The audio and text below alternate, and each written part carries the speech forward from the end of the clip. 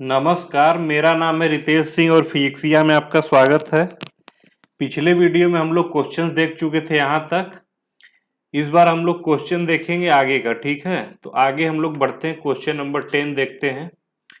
दिया है if the resultant of two unit vector is also a unit vector then find the magnitude of their vector difference.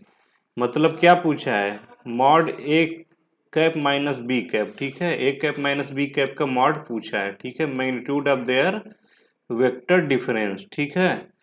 हमको पता है कि mod A cap क्या होगा, यूनिट वेक्टर है तो 1 होगा। मॉड बी कैप क्या होगा, 1 होगा। इसका मतलब क्या है कि ये दोनों बराबर हैं। क्या मतलब है, ये दोनों मैग्नीट्यूड में बराबर हैं, ठीक है। मैग्नीट्यूड में क्या है, बराबर हैं। तो जब मैग्नीट्यूड में अगर दो वेक्टर बराबर हो तो रिजल्टेंट भी उनके बराबर आ जाए, इक्वल टू 1 दिया है कि आल्सो यूनिट वेक्टर, ठीक है। तो दोनों के बीच में एंगल होता है 120 डिग्री, ठीक है, 120 डिग्री। ये हम लोग पीछे के वीडियो में देख चुके हैं। ये एक तरीके का आपको नोट्स है, इसको याद कर लीजिएगा। इसको कोरोलरी बोलिए या कुछ भी बोलिए, पॉइंट्स बोल दीजिए या नोट्स बोल दीजिए। इसको आपको याद करना है। अगर कोई वेक्टर बराबर हो और रिजल्टेंट भी उसी के बराबर आ रहा हो तो उसके बीच का एंगल क्या होता है, 120 डिग्री। ये ऊपर प्रूव कर चुके हैं, पिछले वीडियो का लिंक दे देंगे, आप देख लीजिएगा, ठीक। डिस्क्रिप्शन में लिंक दे देंगे या आखिरी में वीडियो के उसके एंड कार्ड में हम लिंक दे देंगे, ठीक है। इसके बाद आप देख लीजिए, यहाँ पे इसको निकालते हैं हम लोग। Mod A equal to mod B बराबर 1 दिया है, ठीक है। तो हमको अगर दो वेक्टर बराबर हो तो उसका रिजल्टेंट क्या होता है, mod A cap minus B cap. अगर दोनों वेक्टर बराबर हो तो रिजल्टेंट क्या होता है, 2a कॉस थीटा बाई 2। लेकिन यहाँ पे ए कैप माइनस बी कैप है तो थीटा क्या हो जाएगा, पाई माइनस थीटा, ठीक है। 2a cos pi minus theta by 2 equal to 2a cos 2a sine theta by 2। ये आ जाएगा हमारा, एक second, 2a sine theta by 2, ठीक है। तो ये इससे हम लोग क्या निकाल लेंगे, इसका रिजल्टेंट। तो रिजल्टेंट निकालते हैं हम लोग। 2 इंटू 1 क्या है, एक की वैल्यू क्या है, 1 है। दोनों का रिजल्टेंट बराबरी तो 1 है। साइन थीटा हमको पता है 120 डिग्री होगा, तो बटा 2 करेंगे तो कितना आ जाएगा, 60 डिग्री। तो 2 साइन 60 की वैल्यू क्या होती है, √3/2। इसका मतलब इसका वैल्यू आ जाएगा √3। Mod A cap minus B cap का वैल्यू कितना आ जाएगा, √3। अब यहाँ पे ये पाई माइनस थीटा कैसे आए, ये आपको बता देते हैं। पीछे भी हम बता चुके हैं। मान लीजिए कोई वेक्टर ए है और कोई वेक्टर बी दिया है, ठीक है। अगर हमको ए कैप माइनस बी कैप निकालना होगा तो बी का डायरेक्शन चेंज हो जाएगा। इसका मतलब बी इधर को हो जाएगा, तो ये क्या हो जाएगा, रिवर्स हो जाएगा। जो एंगल हमारा थीटा था तो ये क्या हो जाएगा, पाई माइनस थीटा, ठीक है। तो ये वाला एंगल हमको लेना है। तो आप डायरेक्टली याद कर सकते हैं, अगर ए कैप माइनस बी कैप है तो आप सीधे 2a साइन थीटा बाई 2 लगा दीजिएगा। अगर एक ए वेक्टर या A cap plus B cap रहता तो 2a कॉस थीटा बाई 2 लगा देते, ठीक है। तो ये दो फार्मूला, प्लस में कॉस और माइनस में साइन, ये दो याद कर लीजिएगा। इतना प्रूफ मत कीजिएगा बैठ के, ठीक है। आगे बढ़ते हैं, चलिए। If A is reversed then find. पूछा है कि अगर ए वेक्टर को रिवर्स कर दिया जाए तो फाइंड डेल्टा ए, मतलब चेंज इन ए, ठीक है। पहला क्वेश्चन क्या पूछा है, डेल्टा ए। डेल्टा ए का मतलब क्या हो गया, मान लीजिए ए ऐसे वेक्टर दिया है, कोई वेक्टर ए दिया है और इसको रिवर्स कर दिए, ठीक है। ये यहां से इसको रिवर्स हो गया तो ये ए और ये फाइनल हो गया, मतलब ये ए इनिशियल है और ये ए फाइनल है। तो डेल्टा ए क्या होगा हमारा, पहला का हम लोग आंसर देखते हैं। डेल्टा ए का चेंज इन मतलब ए पूछा है तो ए फाइनल माइनस ए इनिशियल होगा। तो हमारा पहला क्या है, ए फाइनल का क्या है, माइनस ए कैप लिख सकते हैं इसको, फिर माइनस ए, ठीक है। तो इसको जीरो, ये जीरो नहीं आएगा, माइनस 2a आ जाएगा, ठीक है। तो इतना हम लोग देख लिए। इसके बाद देखिए क्या करते हैं, दूसरा क्वेश्चन देखते हैं। मॉड ऑफ डेल्टा ए पूछा है, मैग्नीट्यूड ऑफ चेंज इन ए, ठीक है, mod of delta A.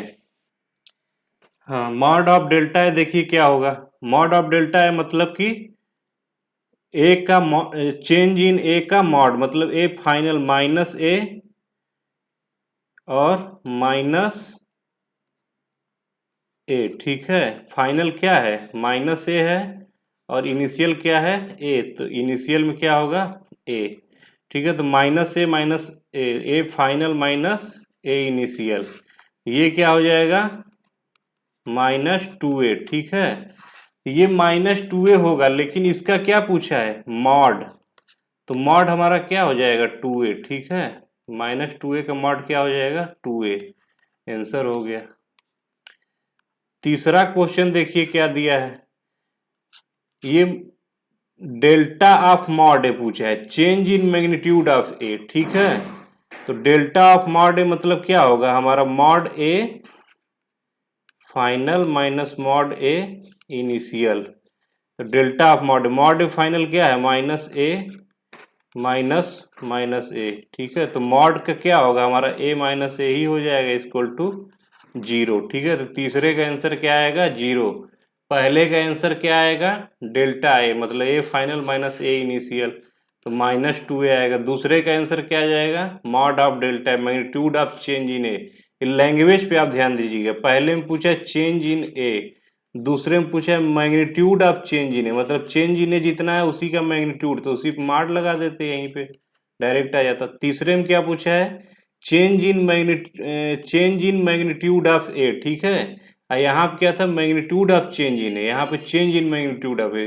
Language बड़ा देखिए ध्यान दीजिएगा, ऐसे आपको क्वेश्चन में भी उलझा सकता है, मान लीजिए ये ना दिया हो आपको सीधे क्वेश्चन दे दिया, ये वर्ड ये रिप्रेजेंटेशन ना दिया हो, ये दे दिया तो आप कंफ्यूज हो जाएंगे, ठीक है, लेकिन आपको हमेशा पता होना चाहिए, तो ये दिया है चेंज इन मैग्नीट्यूड ऑफ ए, तो ठीक है, तो मैग्नीट्यूड ऑफ ए का चेंज देखिए यहाँ पे 0 आ जाएगा, ठीक है, चलिए आगे बढ़ते हैं, आगे देखिए क्या है क्वेश्चन नंबर 12 दिया है, a particle moving from point A to the point B then find the displacement vector. अब देखिए कोई पार्टिकल ए है, यहाँ पे इसका पॉइंट है 1, अरे 3 1 और 1, ठीक है, स्पेस में है, बी पॉइंट जो है, ये क्यों खिसक रहा है भाई, देखिए बी पॉइंट जो है इसका कोऑर्डिनेट दिया 7 7 3, इसका मतलब ये पॉइंट यहां से यहां चला गया है, ठीक है, इसका डिस्प्लेसमेंट वेक्टर हम लोग कैसे निकालते हैं, डिस्प्लेसमेंट वेक्टर देखिए यहाँ होता है, जिससे कि मान लीजिए ये x1 y1 और z1 है, ये x2 y2 और z2 है, ठीक है, तो डिस्प्लेसमेंट वेक्टर निकालने के लिए हम लोग क्या करते हैं, डिस्प्लेसमेंट वेक्टर निकालने के लिए हम लोग करते हैं x2 minus x1 i cap plus y2 minus y1 j cap plus z2 minus z1 k cap, ठीक है, तो ये आ जाएगा हमारा डिस्प्लेसमेंट वेक्टर, और ऐसे, ठीक है, ये आपको लर्न करना है, ये बहुत ही ज़्यादा इम्पोर्टेंट है, ये क्या बोलते हैं हमेशा आपको कहीं ना कहीं सवाल में दे देगा, ठीक है, तो ये क्या है इस पे हम स्टार लगा रहे हैं, इसको आपको लर्न कर लेना है, x2 minus x1 i cap y2 minus y1 j cap z2 minus z1 k cap, ठीक है, ये हो जाएगा हमारा डिस्प्लेसमेंट वेक्टर अगर कोई दो पॉइंट स्पेस में दिया हो, ठीक है, यहाँ ए पॉइंट से बी पॉइंट तक गया है तो डिस्प्लेसमेंट वेक्टर कितना हो जाएगा x, अरे इतना हो जाएगा, ठीक है, तो इसको निकाल के देखते हैं हम लोग, डिस्प्लेसमेंट वेक्टर, ठीक है, इसको क्या लिख सकते हैं 7 माइनस 3 आई कैप प्लस 7 माइनस 1 जे कैप प्लस 3 माइनस 1 के कैप, ठीक है, तो इसको ऐसे लिख सकते हैं, ऊपर का फार्मूला लगा दीजिए 4 आई कैप प्लस 6 जे कैप प्लस 2 के कैप, ठीक है, तो ये आ गया हमारा डिस्प्लेसमेंट वेक्टर, ठीक है, आंसर है ये। इसके आगे हम लोग बढ़ते हैं, ये तो आ गया। अब आगे बढ़ते हैं, क्वेश्चन देखते हैं। वो ऊपर वाला आपको याद कर लीजिएगा, डिस्प्लेसमेंट वेक्टर कैसे निकालते हैं। आगे क्वेश्चन देखते हैं। अगर दिया है a equal to 2i plus 6j, then find x component of vector a। Mod a, projection of a along y axis, unit vector parallel to a और unit vector along a, angle of a from x axis, angle of a from y axis. इसमें कितने सवाल हो गए? 6 सवाल हो गए। 6 को हम लोग करते हैं एक एक करके। पहला सवाल तो देखिए यहीं पे निपटा देते हैं। x कंपोनेंट ऑफ वेक्टर है, x कंपोनेंट क्या होता है? i वाला, तो 2 आ जाएगा। y, यहाँ तीसरा देखिए, projection of a along y axis, projection of a along y axis. मान लीजिए ये a वेक्टर दिया है, x है और y है, ठीक है। प्रोजेक्शन मतलब क्या होता है? y कंपोनेंट ही होता है। ये जितना डिस्टेंस आएगा या y कंपोनेंट आएगा उसी को प्रोजेक्शन बोलते हैं। वही x कंपोनेंट क्या है? Projection of A along x axis, ठीक है। x कंपोनेंट जो हम लोग निकाले हैं वो क्या है? Projection of A along x axis. ये ऊपर के वीडियो में हम लोग आपको बहुत ज़्यादा समझा चुके हैं, क्वेश्चन भी करा चुके हैं। आपके वीडियो, पुराने वाले वीडियो आप देख लीजिएगा, ठीक है। वेक्टर के प्लेलिस्ट बना दिए हैं और इंड स्क्रीन पे भी इसको लगा देंगे, ठीक है। तो projection of A along Y axis क्या होगा? 6 होगा, क्योंकि ये वाई कंपोनेंट ही है और ये जे कैप क्या होता है? वाई कंपोनेंट का होता है। मॉड ए क्या होगा? मॉड ए देखिए यहाँ पे निकाल लेंगे, under root X square plus Y square. यही तो मॉड ए होता है। अगर आई कैप जे कैप मतलब परपेंडिकुलर कोई चीज होता है, 2 वेक्टर या 3 vector, under root X square plus Y square करते हैं। 3 वेक्टर होगा तो under root X square plus Y square plus Z square कर देंगे। तो under root 2 square plus 6 square कितना आ जाएगा? Under root 2 square plus 6 square 4 plus 36, इसका मतलब अंडर रूट 40, ठीक है। तो ये आ जाएगा मॉड ए। चौथा पूछा है unit vector parallel to A और unit vector along A. Unit vector parallel to A मतलब क्या है? यूनिट वेक्टर निकालना है, पैरेलल टू ए मतलब हमको निकालना उसी की डायरेक्शन में यूनिट वेक्टर। तो यूनिट वेक्टर कैसे निकालते हैं हम लोग? किसी वेक्टर का यूनिट वेक्टर हम लोग निकालने के लिए ए अपॉन मॉड ए करते हैं, मॉड ए कर देंगे। तो वेक्टर ए कितना है? वेक्टर ए हमारा है 2i प्लस 6j, ठीक है। मॉड ए कितना आया था हमारा? Under root 40।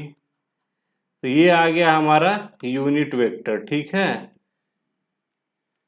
यूनिट वेक्टर हमारा इतना आ गया, लेकिन ये पूछा है along द डायरेक्शन ऑफ ए। तो ये यूनिट वेक्टर जो होता है सिर्फ इसका मैग्नीट्यूड बदलता है, ठीक है, लेकिन डायरेक्शन हमारा चेंज नहीं होता। ये इतना छोटा हो गया, डायरेक्शन हमारा यही रहेगा, ठीक है, जो ओरिजिनल वेक्टर था। यूनिट वेक्टर सिर्फ हमारा एक ऐसे निकाल लेते हैं, मैग्नीट्यूड जितना होता है उसको डिवाइड कर देते हैं ताकि हमारा यूनिट में आ जाए। पांचवा देखते हैं, angle of A from x axis. X axis से एंगल कैसे निकालेंगे? ठीक है, angle of A from x axis. तो आगे हम लोग देखते हैं इस पेज पे, टेन थीटा इक्वल टू क्या होगा? ये देखिए यहाँ पे एक्स एक्सिस है, वाई एक्सिस है। एक्स कंपोनेंट कितना दिया था हमारा? 2 और Y component 6। X component 2 unit है और वाई कंपोनेंट कितना है? 6 यूनिट है। तो हमारा जो रिजल्टेंट होगा, वो क्या होगा? ये ऐसे 6 यूनिट यहाँ भी लिख सकते हैं। तो थीटा इक्वल टू क्या होगा? Tan theta equal to y by x. Angle का फार्मूला हम आपको पहले ही बता चुके हैं, tan theta equal to y by x. तो theta equal to tan inverse y by x. Tan inverse y by x क्या होगा? 6/2 equal to 3। Theta equal to क्या होगा यहाँ पे? टेन इनवर्स 3, ठीक है। तो ये आप थीटा निकाल लिए, लेकिन अब आपको क्या है पूछा है आगे क्वेश्चन छठवां में, angle of A from Y axis, ठीक है। तो angle of A from Y axis कितना होगा? ये तो हो गया एक्स एक्सिस से, ठीक है। वाई एक्सिस से क्या होगा? हमको पता है कि ये 90 डिग्री होता है। तो थीटा क्या हो जाएगा वाई एक्सिस से? 90 डिग्री माइनस टेन इनवर्स 3, ठीक है। तो 90 डिग्री माइनस टेन इनवर्स 3, ये लाइन नहीं है, ये है माइनस टेन इनवर्स 3। तो ये हो जाएगा हमारा वाई एक्सिस से एंगल। और ऐसे भी निकाल सकते हैं हम लोग, tan theta equal to theta Y axis कितना होगा, ये हमको ये एंगल निकालना है। तो ये हमारा क्या हो जाएगा, ये हमारा लंब हो जाएगा और ये हो जाएगा ये हमारा लंब हो जाएगा और ये आधार हो जाएगा, तो उल्टा हो जाएगा। तो उल्टा हो जाएगा तो क्या हो जाएगा, टेन थीटा वाई, ये टेन थीटा क्या था एक्स, ठीक है। तो टेन थीटा एक्स हमारा निकल गया, टेन थीटा वाई कितना हो जाएगा, ये डिस्टेंस अपान ये डिस्टेंस। तो ये डिस्टेंस कितना है 2 अपान, और ये डिस्टेंस कितना है 6, तो 1/3।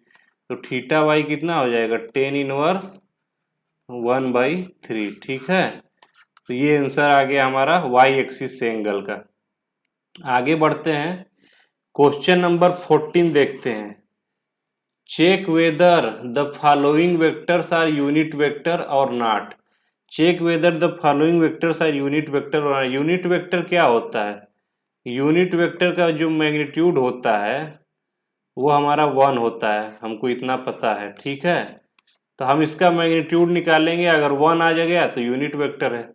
आई कैप का मैग्नीट्यूड कितना होता है, आई कैप का मैग्नीट्यूड 1 होता है। ये यूनिट वेक्टर एलॉन्ग क्या होता है, एक्स डायरेक्शन में, ठीक है। तो इसका मैग्नीट्यूड हमारा 1 हो जाएगा। इसके बाद दूसरा क्वेश्चन देखते हैं जे कैप का। ये पहला हो गया, ये तो यूनिट वेक्टर है। दूसरा देखते हैं जे कैप। जे कैप का जो मैग्नीट्यूड होता है वो भी 1 होता है, ये unit vector along Y axis होता है, तो ये भी यूनिट वेक्टर है। तीसरे का मैग्नीट्यूड निकालते हैं, आई कैप प्लस जे कैप का मैग्नीट्यूड क्या होगा, 1² प्लस 1² इक्वल टू √2। √2 आ गया, इसका मतलब इसका मैग्नीट्यूड √2 है, तो ये यूनिट वेक्टर नहीं है। चौथा निकालते हैं हम लोग, √1/√2 का स्क्वायर प्लस √1/√2 का स्क्वायर, ठीक है। ये हमारा आ गया √1/√2 का स्क्वायर क्या हो गया, 1/2 प्लस 1/2, ठीक है। तो ये हो गया हमारा 1।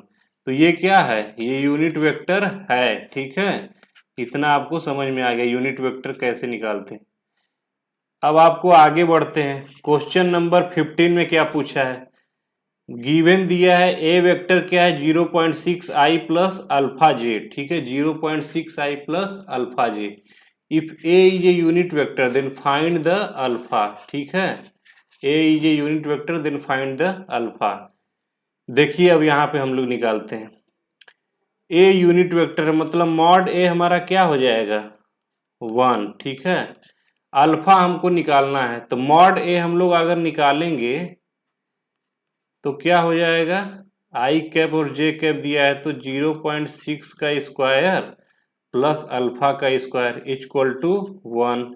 इसको सॉल्व कर लेंगे, 0.6 का स्क्वायर प्लस अल्फा का स्क्वायर इक्वल टू 1, स्क्वायर कर दिए बोथ साइड। अल्फा का स्क्वायर इक्वल टू क्या हो जाएगा 1 माइनस 0.36, ठीक है। इसके बाद अल्फा का स्क्वायर क्या हो जाएगा 0.64, अल्फा क्या हो जाएगा प्लस माइनस √0.64, ठीक है। तो आंसर आ गया, ऐसे निकाल लेंगे हम लोग अल्फा। आगे बढ़ते हैं, क्वेश्चन नंबर 16 हम लोग देखते हैं। दिया a force 10 Newton is applied on a body at an angle 45 degree from horizontal, find A horizontal component और वर्टिकल कंपोनेंट। हम लोग फिगर बना लेते हैं, एक्स कंपोनेंट दिया है, वाई कंपोनेंट ये है, एक्स वाई एक्सिस है। A force 10 Newton is applied on a body at an angle 45। मान लीजिए फोर्स 10 न्यूटन का है, 45 डिग्री पे है ये, ठीक है, किसी बॉडी पे अप्लाई हो रहा है। तो हॉरिजॉन्टल कंपोनेंट मान लीजिए ये, एक सेकेंड, ये कोई बॉडी है, ठीक है, ये बॉडी है, ठीक है। ये हमारा किससे अप्लाई हो रहा है 45 डिग्री पे। ये एंगल हमारा कितना है, हॉरिजॉन्टल से 45 डिग्री दिया है। एक सेकेंड, फिगर हम लोग बना लेते हैं अलग से। ये एक्स वाई कंपोनेंट का लोचा ही हटा देते। ठीक है, ये इरेज क्यों नहीं हो रहा है यार। चलिए ठीक है, ये मान लीजिए ये कोई हमारी बॉडी है। ठीक है, फोर्स हमारा 10 न्यूटन का लगा है 45 डिग्री फ्रॉम हॉरिजॉन्टल। तो ये हमारा 45 डिग्री हॉरिजॉन्टल से लगा है। मान लीजिए कि ये हमारा ऐसे फोर्स लगा है 45 डिग्री पे। ठीक है, अब देखिए, या फिर ऐसे लग सकता है 45 डिग्री पे, ऐसे लग सकता है। हमारा डायरेक्शन तो दिया नहीं है कि किधर को लगेगा। ठीक है, a force of 10 newton applied an body at an angle 45 degree from horizontal. तो देखिए हमको दिया है बॉडी पे लगा है। ठीक है, तो ये हमारा इतना फोर्स हम लगा रहे हैं, ना कि इसको खींच रहे हैं। ठीक है, तो ये वाला हमारा नहीं होगा।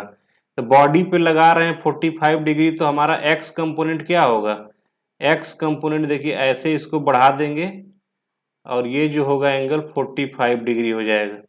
तो एक्स कंपोनेंट हमारा क्या होगा, ये 10 न्यूटन है, तो एक्स कंपोनेंट टूटेगा हमारा इस डायरेक्शन में, तो क्या हो जाएगा 10 कॉस 45। वाई डायरेक्शन में टूटेगा तो फोर्स कितना लगेगा 10 साइन 45। ठीक है, जिधर को हमारा कॉस होता है उधर देखिए, जिधर एंगल लगा होगा उधर कॉस में टूटता है, और अपोजिट साइड में 90 डिग्री टूटेगा तो साइन में टूटेगा। ठीक है, जो 90 डिग्री का कंपोनेंट होता है, दोनों कंपोनेंट एक दूसरे क्या होते हैं, परपेंडिकुलर होते हैं। तो जो हमारा एंगल जिस कंपोनेंट से लगा है वो कॉस में टूटता है, और जिस कंपोनेंट से अपोजिट वाला कंपोनेंट वो साइन में टूटता है। ठीक है, तो ये आपको समझ में आ गया होगा। इसके बाद हम देखते हैं वर्टिकल कंपोनेंट हमारा निकल गया 10 साइन 45, और हॉरिजॉन्टल कंपोनेंट क्या निकल गया 10 कॉस 45। ठीक है, तो ये हमारा वेक्टर में रहेगा। ये देखिए निगेटिव में रहेगा, निगेटिव वाई में, ये पॉजिटिव एक्स में। ठीक है, इसको एनालिसिस कर लीजिएगा आप लोग। अब देखिए आगे बढ़ते हैं, question number 17। A force 20 Newton acting on a body at an angle 30 degree from vertical. Find horizontal component and vertical component. ठीक है, 20 न्यूटन का फोर्स किसी बॉडी पे लग रहा है at an angle 30 degree from vertical. ठीक है, मान लीजिए ये बॉडी है। ठीक है, वर्टिकल से 30 डिग्री पे लग रहा है। ठीक है, इसका मतलब ये वर्टिकल है, ये हॉरिजॉन्टल है, ये एक्स एक्सिस है, ये वाई एक्सिस मान लीजिए। 30 डिग्री पे हमारा 20 न्यूटन का लगा है। इसका मतलब क्या है, ये फोर्स हमारा जो है 30 न्यूटन का वर्टिकल से 30 डिग्री का 20 न्यूटन का फोर्स लगा है। ठीक है, एक्स कंपोनेंट क्या होगा, इसको और आगे बढ़ा लेते हैं। ठीक है, 20 न्यूटन 30 डिग्री ये होगा तो 30 डिग्री ये भी होगा, 30 डिग्री ये होगा तो 30 डिग्री ये भी होगा। तो ये 30 है, तो इसका हॉरिजॉन्टल कंपोनेंट क्या होगा, इधर टूटेगा, और वर्टिकल कंपोनेंट क्या होगा, इधर टूटेगा। तो हॉरिजॉन्टल कंपोनेंट देखिए तोड़ेंगे हम लोग तो किस में टूटेगा 20 साइन 30, और वर्टिकल कंपोनेंट क्या होगा 20 कॉस 30। क्यों कॉस में, क्योंकि एंगल जो हमारा कॉस है ये वर्टिकल से लगा है, जो 30 डिग्री लगा है ये वर्टिकल से लगा है। इसका हम लोग पिछले वीडियो में प्रूफ देख चुके हैं, ये कैसे आता है, आपको ये रट लेना है। ठीक है, जिससे लगा होता है वो ऐसे लगता है, और जिससे हमारा अपोजिट वाला जो कंपोनेंट होता है उसमें साइन में टूटता है। बार बार आपको रिपीट करें, हमेशा यूज होगा ये। ठीक है, तो ये आपको समझ में आ गया। लेकिन यहाँ पे देखिए एक चीज देखिए कि यहाँ पे दिया है कि वर्टिकल से 30 डिग्री पे लगा है, पर ये नहीं दिया है कि मान लीजिए हम ऐसे इसको लगा दिए, वर्टिकल से ये भी तो 30 डिग्री ही है। ठीक है, वर्टिकल से क्या है, ये भी 30 डिग्री पे लगा है। तो अगर हम इसको ऐसे करते तो ये इधर टूटता है एक्स कंपोनेंट पॉजिटिव में, और वाई तो निगेटिव होता है, तो एक्स पॉजिटिव में टूटता है और ये एंगल थीटा होता है। तो हमारा एक्स पॉजिटिव में टूटता 20 कॉस अरे साइन 30। ये हमारा देखिए जो हमारा ये टूटने का जो डायरेक्शन है वो पॉजिटिव हो जा रहा है यहाँ पे। तो ये दिया नहीं है, तो हम लोग दोनों केस कंसीडर करेंगे, या अंडरस्टैंडिंग के लिए आपको हम बता दिए, ठीक है, कि दोनों केस आप ले लीजिएगा, ठीक है। हालांकि आपको सिर्फ ये क्वेश्चन कंपोनेंट सिखाने के लिए था, ना कि ये आगे हम लोग जब क्वेश्चन करेंगे जब फिजिक्स में, तो ये सब बहुत सारा आएगा, ठीक है। तो इसमें घबराने की बात नहीं है, ये इधर से भी लगा सकते हैं, इधर से भी। आपको सिर्फ कंपोनेंट पूछा है, वर्टिकल कंपोनेंट और हॉरिजॉन्टल कंपोनेंट, ना कि डायरेक्शन, ठीक है। तो आपको इतना समझ में आ गया। चलिए अब आगे हम लोग क्या बोलते हैं जो देखेंगे, वो नेक्स्ट वेक्टर का वीडियो होगा, और इसके बाद हम लोग क्या करेंगे कि क्वेश्चन और करेंगे। अभी अगले वीडियो में और क्वेश्चन करने वाले हैं हम लोग, अभी इतने पे रुकेगा नहीं, ठीक है। तब तक इस वीडियो को आप लोग देख के रिवाइज करिएगा, और आगे हमारे वीडियो को वेट करिएगा, ठीक है। अगले दिन 2 वीडियो डालेंगे वेक्टर के क्वेश्चन पे, और पूरा वेक्टर फिनिश हो जाएगा, वेक्टर एडिशन का क्वेश्चन, ठीक है। वीडियो को हमारे लाइक करिएगा और सब्सक्राइब कर लीजिएगा।